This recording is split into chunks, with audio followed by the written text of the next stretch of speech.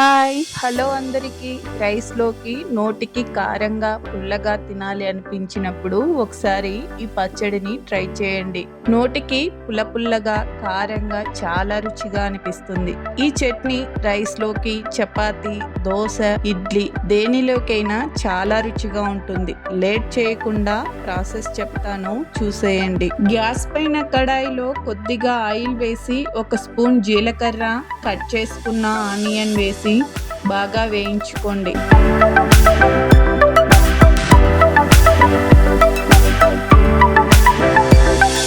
ఇప్పుడు కట్ చేసి ఉంచుకున్న టమాటోని వేసి కొద్దిగా వేయించి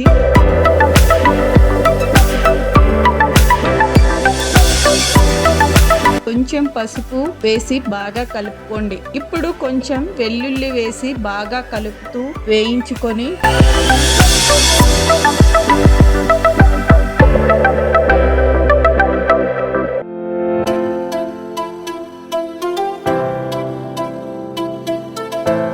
కొంచెం అల్లంను కూడా వేసుకోండి.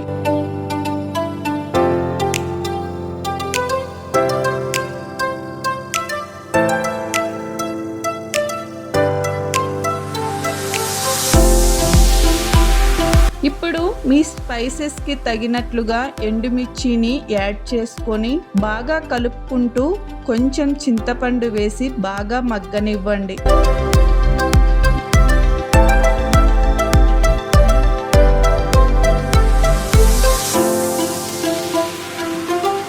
ఇలా బాగా వేయించుకొని చల్లారిన తర్వాత రుచికి సరిపడా సాల్ట్ వేసి మిక్సీ పట్టి బౌల్లోకి తీసుకోండి. ఇప్పుడు పోపు కోసం కొంచెం ఆయిల్లో పోపు దినుసులు వేసి కొంచెం ఎండుమిర్చి, కరివేపాకు వేసి పోపు వేగిన తర్వాత చట్నీలో వేసి కలుపుకోండి. మీకు చాలా నచ్చుతుంది, ఖచ్చితంగా ట్రై చేయండి. మీకు ఈ వీడియో నచ్చినట్లయితే లైక్ చేసి, షేర్ చేసి, సబ్స్క్రైబ్ చేసి సపోర్ట్ చేయండి. Thank you for watching.